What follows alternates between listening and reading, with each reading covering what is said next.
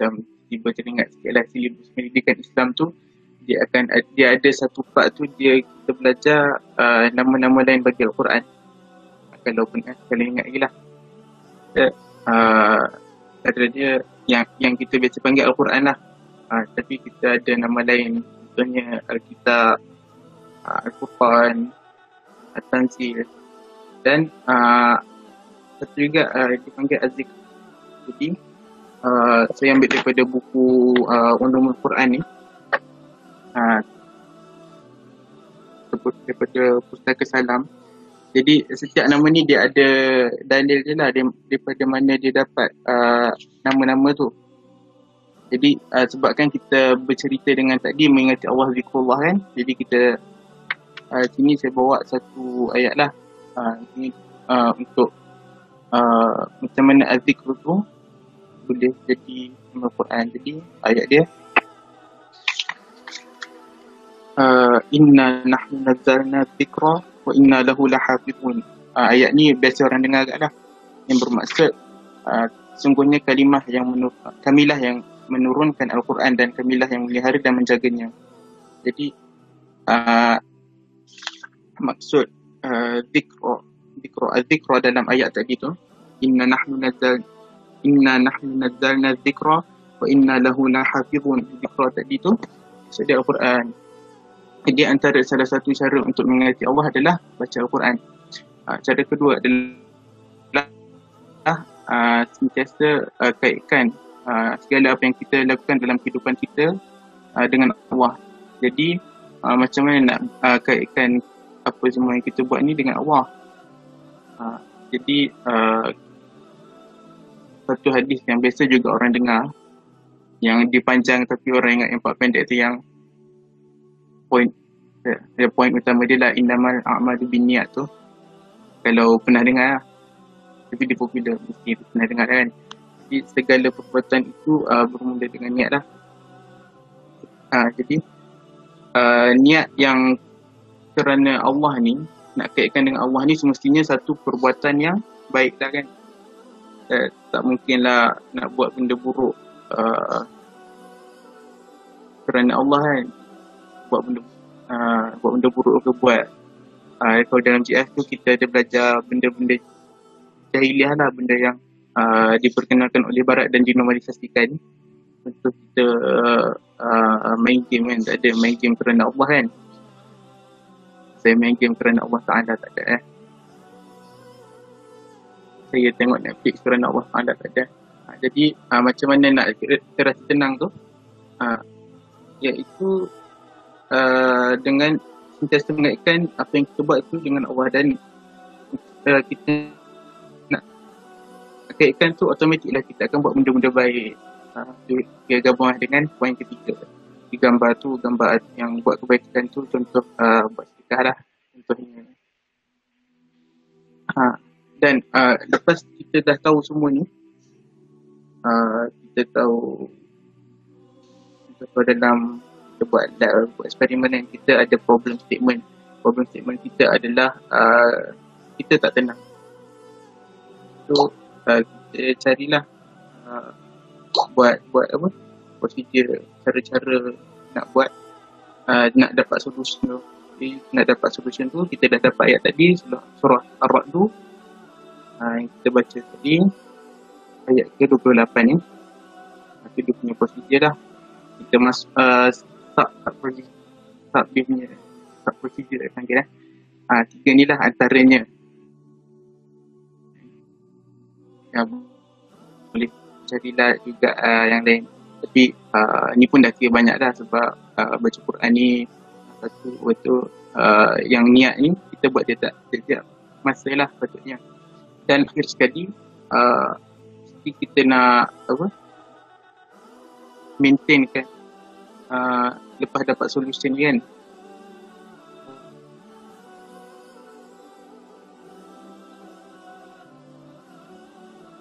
kan dapat final result lah kan. Nak tenang tu, final result tu kita nak tenang. Jadi dari macam mana nak istiqamah, nak maintain dalam buat semua ni, baca Quran, kaitkan segala dengan Allah, buat kebaikan. Jawapan dia adalah dengan join join Quranic Circle. Jadi ni walaupun dah banyak minggu kan dalam Quranic Circle ni, dia bukan macam promote balik lah. Dia bukan promote balik, dia nak kita faham kenapa sebenarnya kita berQranic Circle every week setiap minggu. Jadi antara yang kesan yang sepatutnya kita dapat daripada kita join QC setiap minggu ni adalah yang tadi tu lah, kita nak maintain semua yang 3 tadi tu sepanjang hidup kita, insyaAllah lah, walaupun kita berada di mana-mana. Kalau kita duduk UTM, kalau nanti boleh masuk UTM, kita boleh berdarat ataupun face to face lah panggil, dia lebih syok lah. Dan online ni jadi bukan alasan lah untuk kita tak cuba mencari dan usaha untuk kita maintain dan kekal dalam ketenangan tu, insyaAllah. Jadi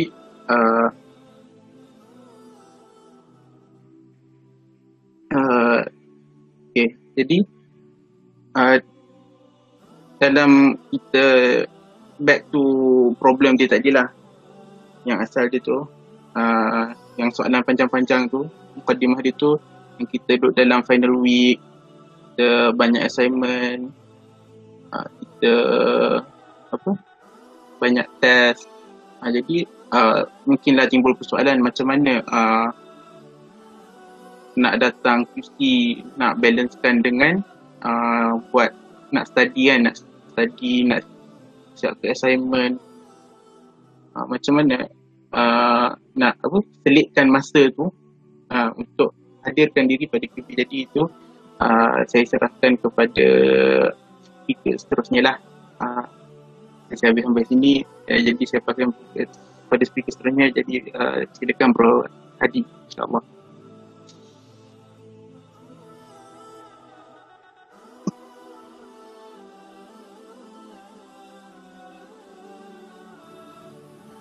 Alhamdulillah, terima kasih kepada Bro Faris atas penyampaian sebentar tadi. Macam MC pula. So sebelum start, sekejap saya nak share screen tu.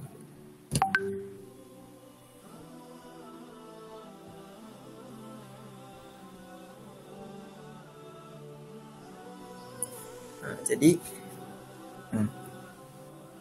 sambungan kepada penceritaan Bro Faris tadi. Jadi sebelum tu, Alhamdulillah, sekali puji bagi Allah yang mana menjumpakan kita pada malam ini untuk jadi sambungan kepada sharing Akhi Faris tadi, Bro Faris tadi. Jadi saya menyambungnya dengan dan apakah bukti yang kita ni seseorang yang beriman? Sekejap Okey. Jadi apakah bukti yang kita ni seseorang yang mempunyai iman yang kuat? Beriman lah kan. Jadi Allah Subhanahu Wa Taala telah berfirman dalam surah An-Nur ayat yang ke-37. Jadi minta tolong seorang tolong baca. Siapa Daniel Alif.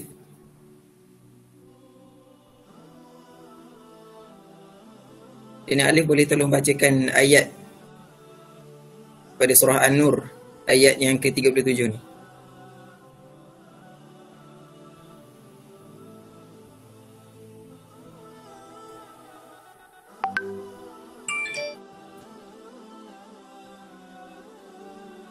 Mic tak boleh guna. Okey, tak apa. Siapa boleh ni tak? Arsyad boleh? Ahmad Arsyad.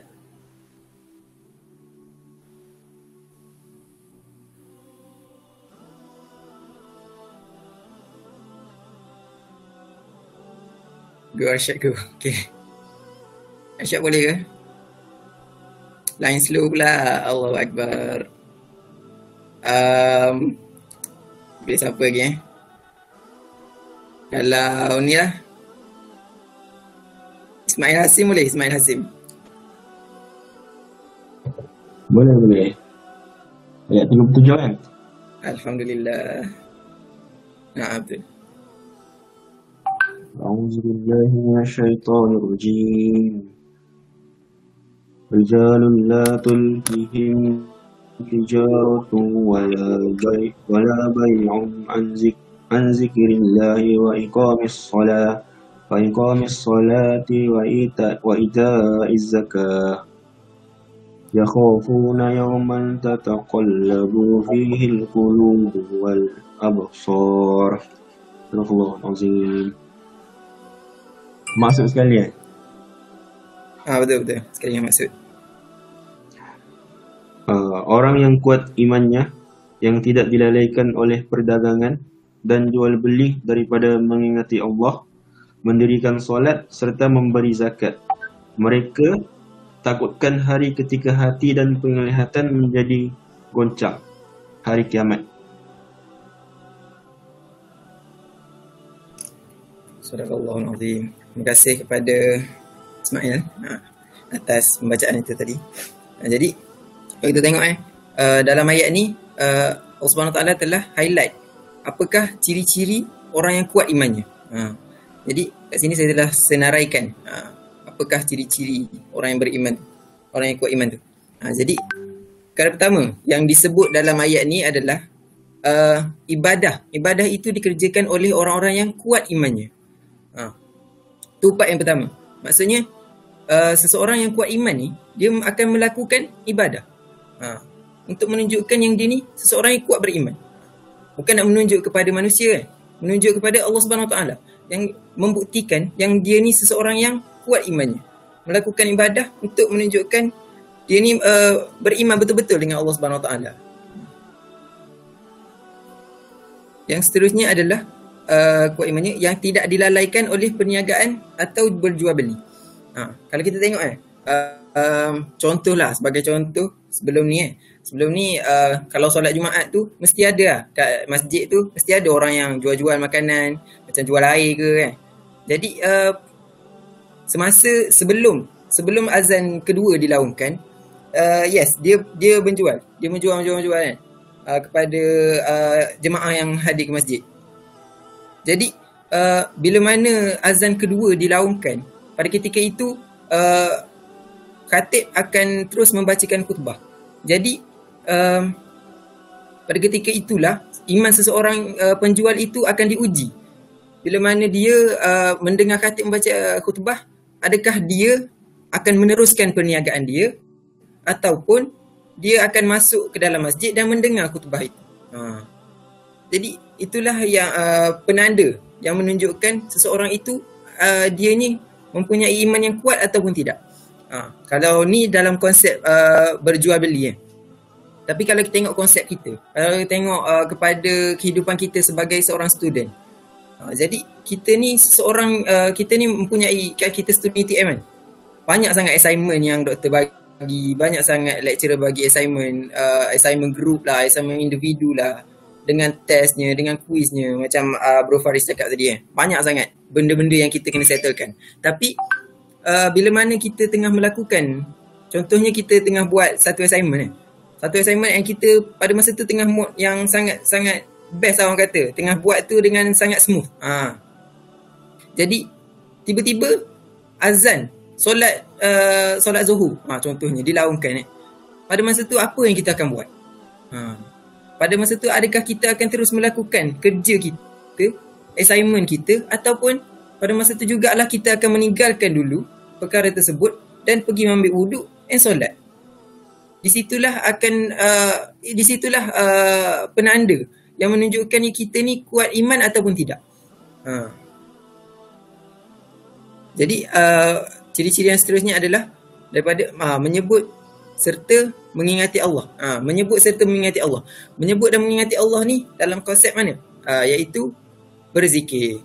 Bila mana kita berzikir sentiasa, bila kita tak ada buat apa-apa, duduk diam je kan, duduk santai-santai, relax, apa yang kita akan buat? Kadang-kadang kita rasa bosan kan. Kadang-kadang kita rasa macam bosan yang tak ada benda nak buat, last tidur. Jadi daripada kita membuang masa seperti itu, jauh lebih baik untuk kita ni menjemput serta mengingati Allah. Dengan cara mana? Dengan cara apa? Dengan berzikir. Subhanallah, alhamdulillah, Allahu akbar, la ilaha illallah, ataupun boleh juga kita untuk berselawat. Sebab bila mana kita ni kita tak tahu kan, syurga tu kita nak masuk dengan amalan yang mana? Amalan apa yang punca utama untuk kita ni masuk ke dalam syurga? Jadi boleh jadi dengan kita berzikir pada setiap masa tu boleh boleh melangkahkan kaki kita masuk ke dalam syurga Allah SWT. Seterusnya adalah mendirikan sembahyang dan serta memberi zakat. Dalam konsep ni sembahyang dan zakat ni adalah kewajipan. Jadi kita generalkan, mengerjakan kewajipan. Jadi apabila kita ni sedang melakukan kerja-kerja kita lah kan, kerja-kerja macam tadi lah, macam yang saya cakap tadi, tengah buat assignment, tengah study, pada masa itulah datangnya seruan azan yang menandakan wajibnya untuk kita solat. Allahu Akbar, Allahu Akbar, Allah Maha Besar. Maksudnya Allah lah yang lebih besar daripada segala apa yang kita buat pada masa tu. Jadi yang mana kita akan pilih? Sama ada kita akan membesar-besarkan assignment kita ataupun kita akan membesar-besarkan kewajipan kita, iaitu solat. Dan yang seterusnya, mereka takutkan hari kiamat, yang padanya berbalik-balik hati dan pandangan. Iaitu takutkan hari kiamat. Yang padanya berbalik hati dan pandangan. Pada hari kiamat nanti, okey, contohlah contoh pada zaman sekarang ni, contohnya Allah turunkan bala. Contohnya apa? Banjir ke, ribut taufan ke, apa kan. Siapa orang pertama yang kita akan selamatkan? Pada masa tu, siapa orang pertama yang kita akan selamatkan? Kalau kita dekat rumah, family kita yang akan kita selamatkan dulu. Kalau kita dekat UTM, dengan roommate, maksudnya roommate itulah yang akan kita selamatkan dulu. Kalau berada di mana-mana lah, kita akan menyelamatkan orang yang berdekatan dengan kita dulu, orang di sekeliling kita dulu. Tapi perbezaannya pada hari kiamat nanti, kita tidak akan memikirkan orang lain lagi dah. Kita hanya akan memikirkan pasal diri kita je, nak selamatkan diri sendiri je. Sebab seksa pada hari kiamat ni sangat-sangat berat kan. Membuatkan kita ni hanya memikirkan diri kita je, nak lari sepantas kilat kan, nak lari daripada gempa bumi, daripada ribut taufan yang datang kan, daripada tsunami. Sebab pada hari kiamat tu macam-macam boleh jadi. Jadi pada masa itulah kita akan menyelamatkan diri kita dulu. Tapi pada hari kiamat itulah sebenarnya tak ada tempat lagi dah yang kita boleh lari kan. Sebab satu bumi, satu dunia ni akan bergegar, akan hancur sehancur-hancurnya. Pada ketika itulah, sebab itulah hari kiamat ni perlu untuk kita takuti. Jadi kadang-kadang ada yang bertanya, bukankah kita patut takut kepada Allah, bukan pada hari kiamat? Jadi apabila timbulnya persoalan tu, kita boleh relatekan takutnya pada hari kiamat tu dengan ikhlas. Okey. Ni saya lari topik sikit Tadi iman Okey. Stop dulu iman. Sekarang ni ikhlas pula. Okey. Apa maksud ikhlas yang sebenar? Okey. Boleh tulis di ruangan komen tak? Saya nak tahu juga jawapan. Apa tanda apa ikhlas yang sebenarnya?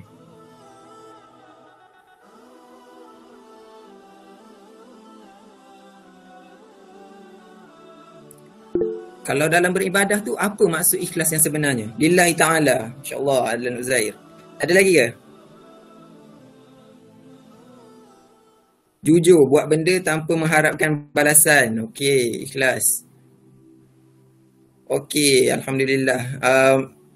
Jadi, ada orang kata orang tua kata macam ikhlas ni adalah bila mana apa, seekor semut hitam di atas batu yang hitam di suatu malam yang kelam. Nak kata ikhlas tu tak nampak. Tapi dalam konsep Islam, ikhlas tu adalah bila mana kita melakukan sesuatu perkara tu hanyalah kerana Allah Subhanahu Wa Taala. Lillahi ta'ala, macam Adlan cakap tadi. Maksudnya untuk apa? Untuk kita mendapatkan rahmat dan redha Allah Subhanahu Wa Taala. Okey, contohlah kan, kita ni nak masuk ke dalam syurga. Kita nak masuk dalam syurga, betul tak? Jadi bila ditimbang timbangan kita, pahala dan dosa tu, pahala ni jauh lebih berat. Pahala kita banyak, bergunung-ganang pahala kita. Tapi dosa kita adalah sebesar-besar batu kan. Sebesar-besar batu tepi jalan macam tu je. Kecil-kecil je. Tapi kalau Allah tak redha dengan dosa yang kita buat tu, maka kita tak boleh masuk dalam syurga Allah Subhanahu Wa Taala. Jadi sebab itulah dalam kita melakukan sesuatu perkara, kita akan berniat untuk mendapatkan rahmat dan redha Allah Subhanahu Wa Taala semata-mata. Itulah maksud ikhlas yang sebenarnya. Tapi itu adalah ikhlas tahap pertama. Orang kata apa? Level yang paling tinggi lah. Kebanyakan kalau biasanya ikhlas yang apa, untuk mendapatkan rahmat dan redha Allah ni adalah ikhlas para nabi, para rasul, para malaikat, para wali, para ulama yang level tinggi-tinggi lah. Tapi tak mustahil untuk kita berada dalam posisi ikhlas yang macam tu.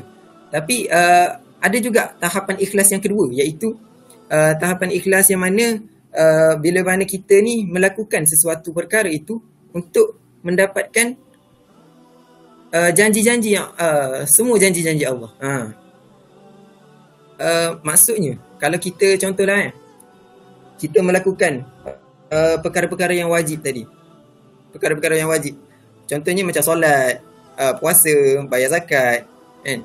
Semua tu kita buat. Jadi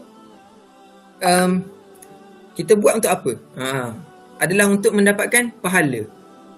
Adalah untuk merasakan syurga, nikmatnya syurga. Adalah untuk mendapatkan bidadari di syurga. Adalah untuk mendapatkan istana dalam syurga. Jadi semua tu adalah benar. Itu adalah ikhlas juga. Tapi ikhlas yang tahap kedua. Tapi kenapa ia dikira ikhlas? Kerana dia yakin dengan janji Allah. Dia yakin dengan perkara gaib kan. Perkara gaib. Yang mana syurga kita tak nampak kan. Jadi bila mana kita percaya, kita yakin dengan adanya syurga tu, maka itu juga adalah ikhlas. Jadi okey, soalan. Adakah tak minum arak sebab tak suka dikira ikhlas? Okey, boleh bagi sedikit jawapan. Adakah minum arak sebab tak suka tak minum arak sebab tak suka tu adalah ikhlas? Boleh beri sedikit jawapan.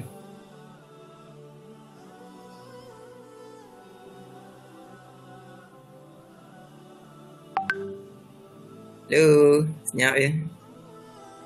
Macam tak. Okey, macam tak. Okey, macam tak yakin sangat tu. Okey, ada jawapan lain?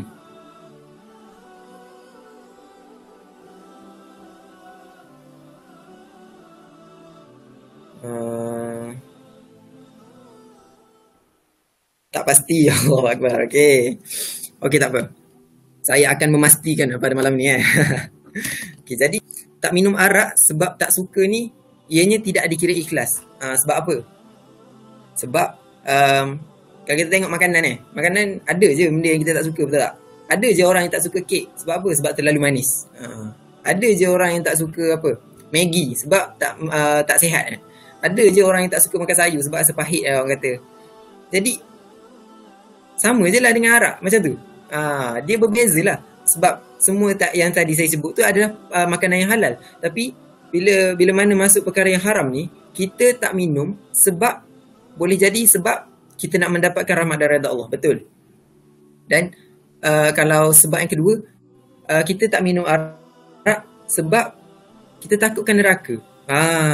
Itu baru dikira ikhlas. Sebab kita yakin dengan seksanya api neraka tu. Jadi apabila kita merasakan minum arak tu, kita takut untuk minum arak tu sebab takut masuk syurga, takut masuk neraka, takut dapat dosa. Jadi kita tak nak. Jadi itu juga dikira ikhlas. Dan akhir sekali, kata lawan bagi ikhlas ini ialah, okey, rasa-rasa apa kata lawan bagi ikhlas ni? Oh, Haris Akmal jawab dia. Okay. Apa kata lawan bagi ikhlas? Dia satu word je. Ikhlas, kata lawan dia apa?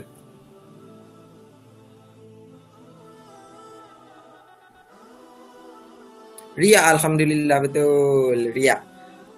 Kata lawan bagi ikhlas adalah riya. Jadi kat mana yang menunjukkan kata lawan bagi ikhlas ni adalah riya? Ada satu kisah di mana bila mana Allah telah menciptakan Nabi Adam dan Allah mengarahkan, menyuruh malaikat ni semua tunduk kepada Nabi Adam. Jadi para malaikat terus sujud kepada Nabi Adam. Tapi apabila Allah SWT menyuruh Iblis tak nak. Sebab apa? Sebab dia rasa diri dia lebih baik daripada Nabi Adam. Dia kata apa? Dia kata, kau ciptakan aku daripada api, kau ciptakan Adam daripada tanah. Macam mana api boleh kalah dengan tanah? Jadi dia rasa diri dia lebih hebat daripada Nabi Adam. Jadi kat situ telah timbulnya perasaan riak dalam diri dia. Telah timbulnya perasaan riak dalam diri Iblis tu yang menyebabkan keikhlasan dia beribadah sebelum ni, yang satu soft dengan para malaikat ni, semuanya terhapus macam tu je dengan perasaan riak yang dia ada tu. Jadi apa efek dia kepada Iblis? Jadi seterusnya Allah SWT mengarahkan Iblis keluar daripada syurga Allah SWT. Dan Iblis ni telah dijamin masuk neraka. Allahu Akbar. Jadi sebab itulah riak ni sangat-sangat bahaya lah kan. Kerana riak ni boleh menghapuskan, satunya menghapuskan amalan-amalan kita. Lagi satu, boleh menghapuskan keikhlasan kita dalam beribadah tu. Itu yang bahayanya perasaan riak ni. Jadi macam mana nak relatekan yang iman tadi dengan ikhlas ni? Jadi apabila kita ni seseorang yang kuat imannya, maka kita akan beribadah dengan ikhlas hanya kerana Allah Subhanahu Wa Taala. Jadi wallahu alam, itu sahaja daripada saya. So saya boleh buka kepada persoalan lah. Mungkin ada siapa-siapa yang nak bertanya.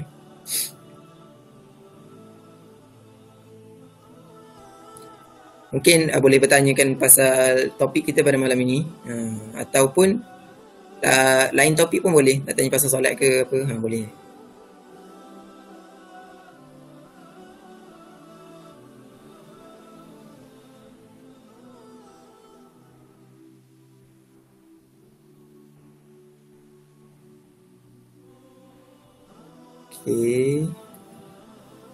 Okay, rasanya chat box pun macam senyap je. So lupa nak stop.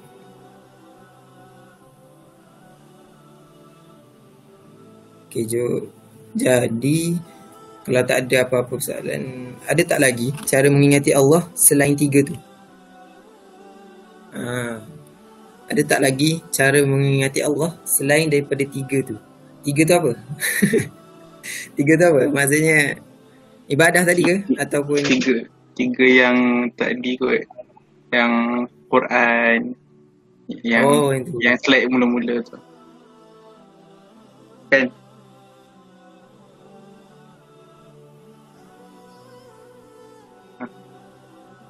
Slide yang mula-mula. Faris share tadi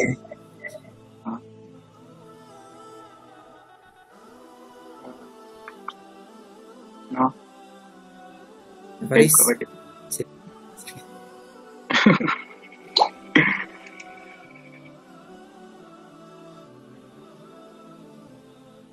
Ya.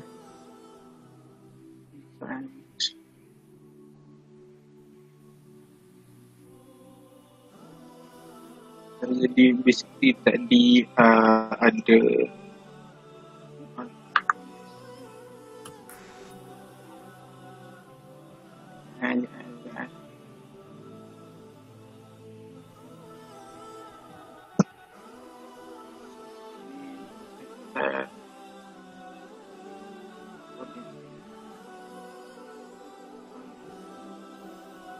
jadi ni basically tiga tadilah, antara tiga tadi, membaca Quran, sentiasa kaitkan segala yang kita lakukan tu dengan Allah.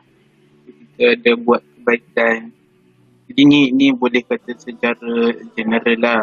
Tadi pun Bro Hadi ada sebut sikit antaranya juga apa, zikir tu kan.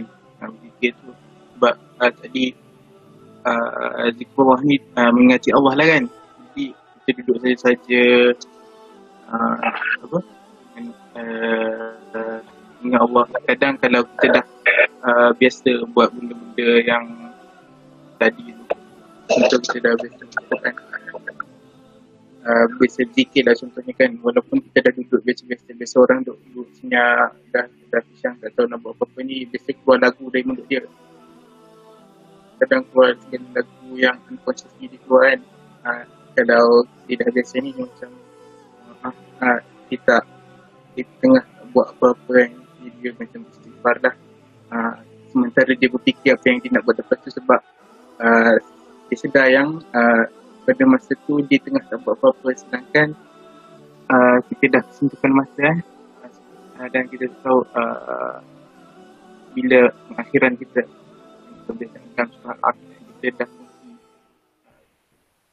baru ni. Jadi itulah nak kata buat kebaikan kita dengan akhlak kita, dengan ibadah kita secara general.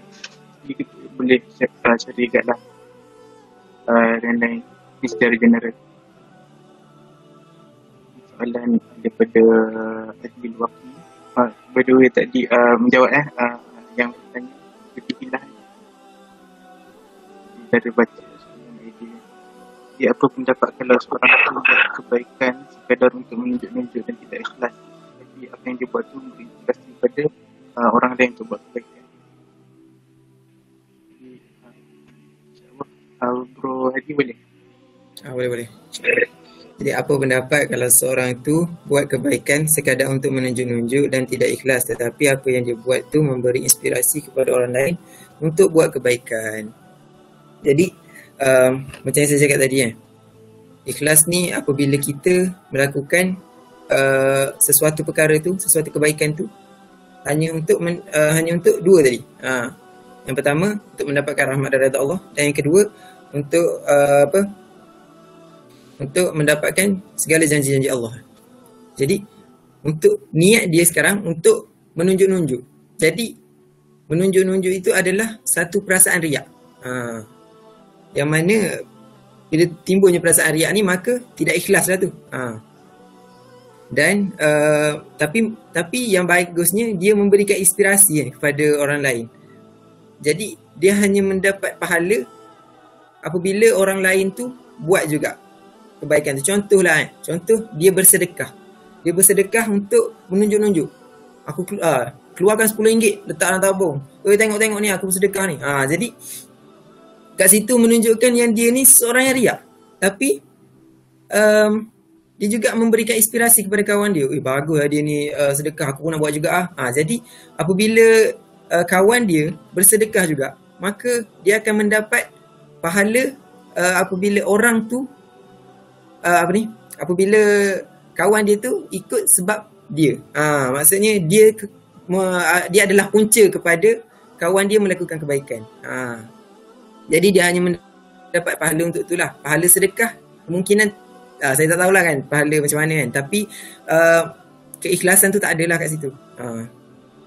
Jadi menjawab ke soalan Adlil Waqi.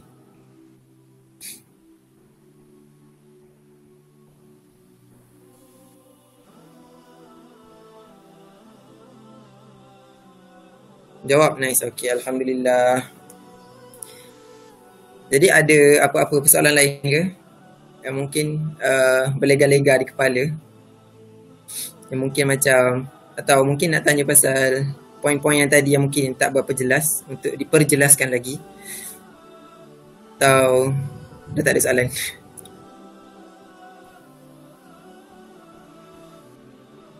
Kalau soalan panjang sangat nak voice pun boleh. Tak Betul. sempat nak tulis kan. Dia banyak panjang mukadimah dia. Jadi soalan hebat.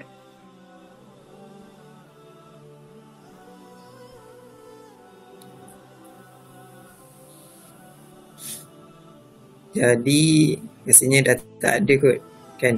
Okay, so Saya ada soalan. okay. Tuan, macam tadi apa, niat dan ikhlas lah untuk contoh kita niat untuk berubah kan. Jadi mungkin kita ada semangat nak berubah tu kan.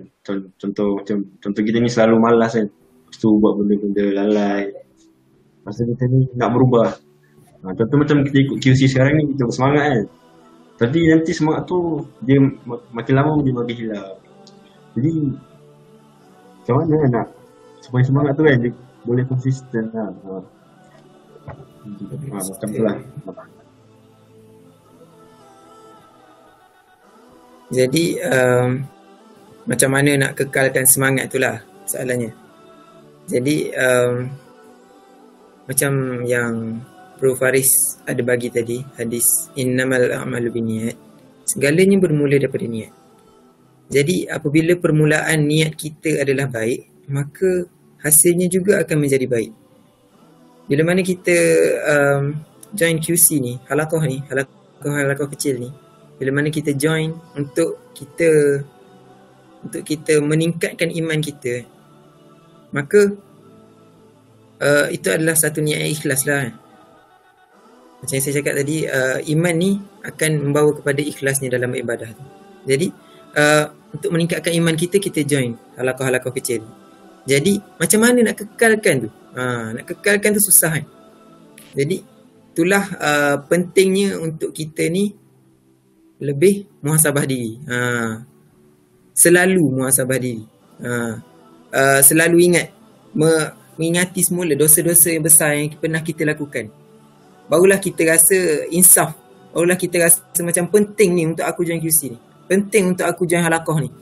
Sebab apa? Sebab bila mana aku tak join, aku akan rasa macam mudah untuk aku melakukan maksiat, mudah untuk aku membuang masa, mudah untuk aku leka kan. Macam buat assignment leka kan. Sampaikan dengan azan pun tak hirau kan. Jadi hanya dengan QC lah untuk kita ni refresh balik iman kita, refresh balik niat kita tu. Jadi itulah dia. Jadi pentingnya untuk kita ni memperbaharui niat tu. Sentiasa memperbaharui niat tu. Ingat balik apa sebab utama yang kita ni join QC ni.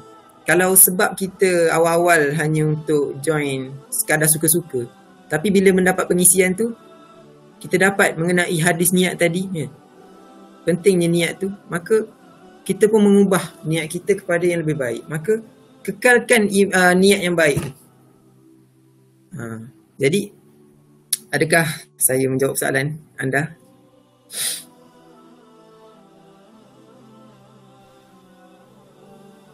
Jawab. Okey, mantap. Alhamdulillah. Jadi ada lagi ke persoalan lain?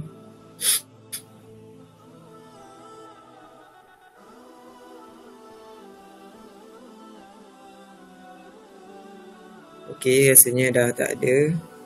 Jadi, ada lagi.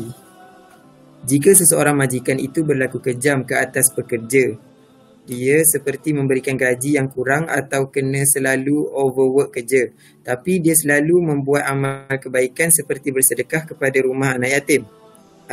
Adakah dia dikira kejam atau dia membuat kebaikan hanya untuk menutup kesalahannya? Kan dah beritahu Faris. Itulah. Panjang juga mukadimah dia. Okay. Prof Faris, boleh ya? Sekejap, saya baca. Jika seorang majikan itu berlaku kejam atas pekerja dia, seperti memberikan gaji kurang atau selalu kena overwork, tapi dia selalu beramal kebaikan seperti bersedekah kepada rumah anak yatim, adakah dia dikira kejam atau buat kebaikan hanya untuk menutup kesalahannya? Jadi ini kita boleh nampak dia buat dua benda yang tangan dah. Tapi dia disebabkan segala amal ni dia dinilai, dia kira kita kata berasingan lah kan. Kalau kita buat baik dah dapat kan, buruk dapat kan. Jadi sini dia macam dapat part masing-masing dah. Bahagian dia buat kejam tu adalah dosa dia. Buat sedekah pada rumah anak yatim tu ada baik dia, dapatlah pahala kan. Itu satu lah. Tapi sebab ada sambungan ayat dalam hal ni lah, dia buat kebaikan hanya untuk menutup kesalahannya. Jadi itu kalau menjawab soalan hebat lah, dia macam ada riak dah situ kan. Sebab dia kata untuk menutup kesalahannya, semata-mata untuk menutup kesalahannya. Jadi dia macam kita puasa tapi sebenarnya kita hanya lapar dan dahaga, sebab at the same time kita buat benda yang sama, benda yang sama kita buat apa yang kita buat selain daripada puasa. Jadi dia nak kata dia habis duit lah. Dia habis duit, dia dapat orang nampak dia baik, tapi di sisi Allah dia tak baik. Jadi ke Allah Bro Hadi nak tambah. Saya nak tambah sikit, memang nak tambah sikit. Jadi kalau ikutkan kepada ayat ni persoalan ni, kita relatekan baliklah dengan hadis niat tu. Okay, saya ceritalah sikit hadis niat tu. Jadi hadis niat tu, puncanya keluar hadis niat tu adalah ada seorang ni, dia telah berhijrah. Dia telah berhijrah kerana nak mengahwini seorang perempuan. Jadi bila Rasulullah dapat tahu mengenai berita tu, jadi keluarnya hadis niat ni, yang mana Rasulullah mengatakan kalau kita melakukan sesuatu itu hanya kerana Allah dan Rasul, maka balasannya hanya kerana Allah dan Rasul. Tapi kalau kita ni buat sesuatu itu hanya untuk mendapatkan perempuan yang kita ingin nikahi, maka itulah yang kita akan dapat. Jadi balik kepada situasi ni tadi, majikan berlaku kejam tu, dia berlaku kejam lah, dia part yang lain lah. Tapi part yang bersedekah tu tadi, kita tak tahu niat asal dia apa. Kita tak tahu, mungkin juga dia bersedekah untuk membantu, memang betul-betul nak membantu anak yatim tu. Jadi itu dikira ikhlas. Tapi kalau kata dia betul-betul bersedekah tu hanya untuk menutup kesalahan dia, maka itu tidak dikira ikhlas. Okey, jadi Daniel Alip, adakah menjawab soalan?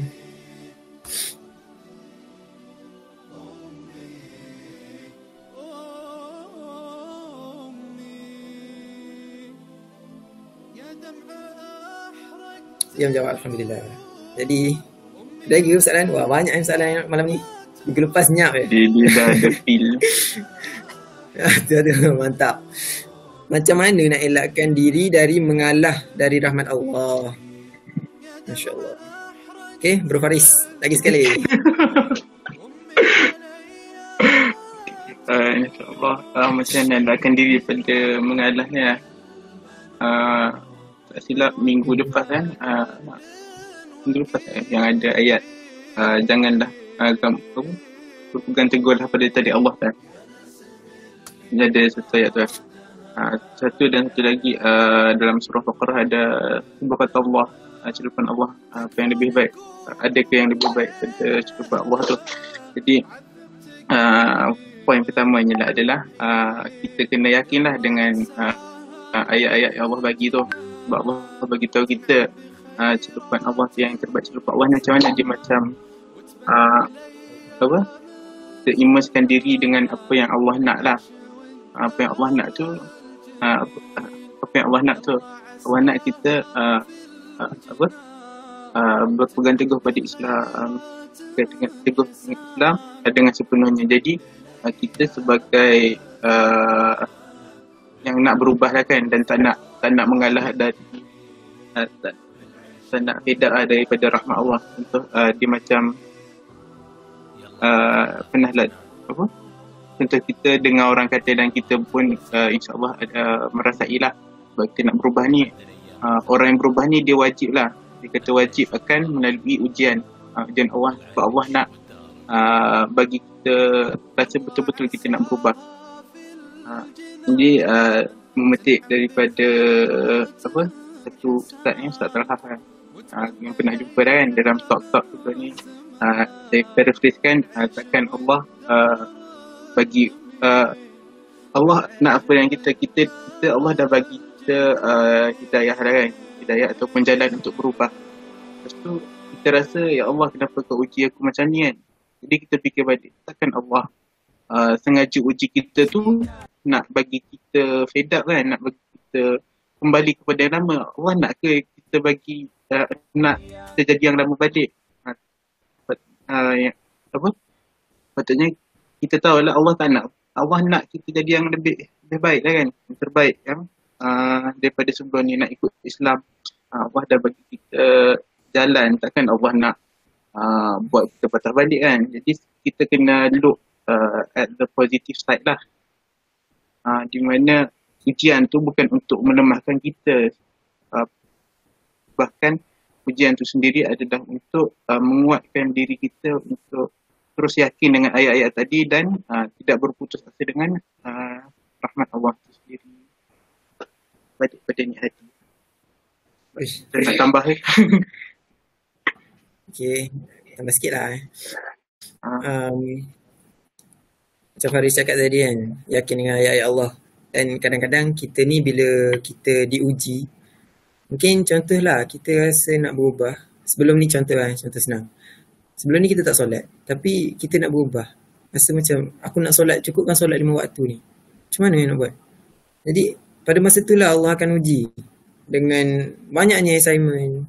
Macam tak sempat untuk solat tapi bila mana kita buat juga benda tu, kita usaha juga untuk buat, maka sebelum tu maaf buat balik.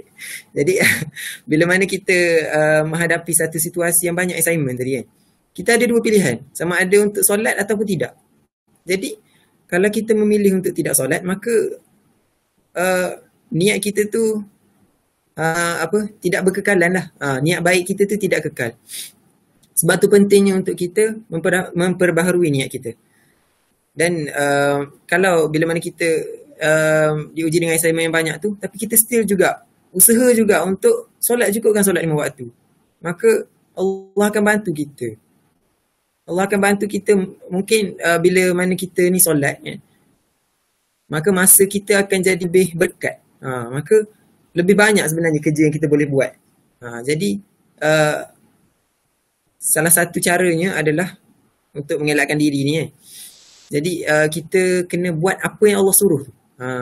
Mengerjakan apa yang Allah suruh dengan sebaik mungkin lah. Seikhlas mungkin. Jadi Ahmad Syakir menjawab ke persoalan? Tambah sikit ya. Tambah sikit lagi. Kalau satu lagi contoh lah, mungkin ni macam nak bagi harapan lah. Contoh antara kita yang join QC ni macam baru macam first step untuk berubah kan, nak cari circle yang baik. Contoh macam saya dulu antara sebab lah kenapa terjebak terjoin QC ni adalah sebab UTM tu masa mula-mula masuk UTM tu saya takut lah, sebab macam tak ada bila tengok kos lain dia tak ada kos agama kan, ataupun dia macam aktiviti keagamaan tu dia macam tak berapa nak menonjol kan. Jadi saya cubalah cari antaranya masa tu ada dekat kalau yang tahu KTR lah, masa tu kat KTR ada interaksi dengan Quran yang kita dah share je, tapi masa tu buat berdarat lah, yang disampaikan oleh Abang Syafiq lah masa tu. Jadi tu antara yang tempat saya pergi lah. Jadi tu side story lah. Main point dia, kita first nak berubah ni ada ujian lah kan. Tiba kita daripada yang lama nak berubah yang baru ni, lagi-lagi dengan depan bila apa, berdepan dengan kawan-kawan yang dah lama dengan kita yang rapat kan. Itulah antara ujian pertama kita kan. Dengan kata-kata, kenapa tiba-tiba macam ni, kau wacah macam ni kan. Jadi itulah antara ujian. Dia bukan Allah nak bagi kita fed up kan. Allah nak bagi kita lagi kuat. Jadi kalau boleh senang-senang macam tu je nak berubah kan, macam kurang logik dah sikit kan. Kalau dia macam terus berubah jadi baik pun, susah dia nak kekalkan kalau graf nak kekalkan graf tu tinggi lah. Jadi kita tak nak apa, kena selalu ingatlah ujian tu untuk kuatkan kita. Lagi-lagi first step untuk berubah, insyaAllah. Kembali ke kamera satu. Jadi terima kasih Hakim Faris, Bro Faris. Jadi Syakir adakah menjawab soalan? Alhamdulillah menjawab. Okay, Alhamdulillah. Jadi banyak betul soalan malam ni. Macam ni betul. Halaqah apa, dua hala orang kata. Walaupun hanya menanyakan soalan tapi okey lah. Jadi rasanya kalau tak ada apa-apa lagi, insya-Allah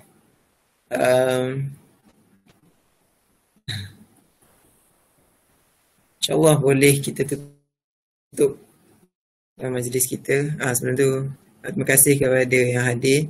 Semua yang baik itu datang daripada Allah Subhanahu Wa Taala.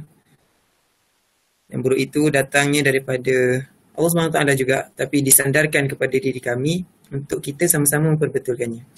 Jadi insya-Allah kita tutup majlis halaqah kita pada malam ni dengan tasbih kifarah, suratul Asr dan doa rabitah. Subhanakallahumma wa bihamdika asyhadu an la ilaha illa anta astaghfiruka wa atubu ilaik. Bismillahirrahmanirrahim. Wal 'asri innal insana lafi khusr illa alladhina amanu wa 'amilus solihati wa tawasaw bil haqqi wa tawasaw bis sabr. Bismillahirrahmanirrahim. Allahumma innaka ta'lam anna hadhihi al-qulub qad ijtama'at 'ala mahabbatik wa iltaqat 'ala ta'atik wa tawahadat 'ala da'watik wa ta'ahadat 'ala nusrati syari'atik. Fawathiqillahumma rabitataha wa adim muddaha wa ahdiha subulaha wa amla'aha binurika alladhi la yakhbu wa ashrah suduraha bi faidil iman bik wa jamil التوكل عليك وأحيها بمعرفتك وأمتها على الشهادة في سبيلك إنك نعم المولى ونعم النصير. اللهم آمين اللهم آمين اللهم آمين. وصلى الله على سيدنا محمد وعلى آله وصحبه وسلم تسليما كثيرا والحمد لله رب العالمين. Jadi terima kasih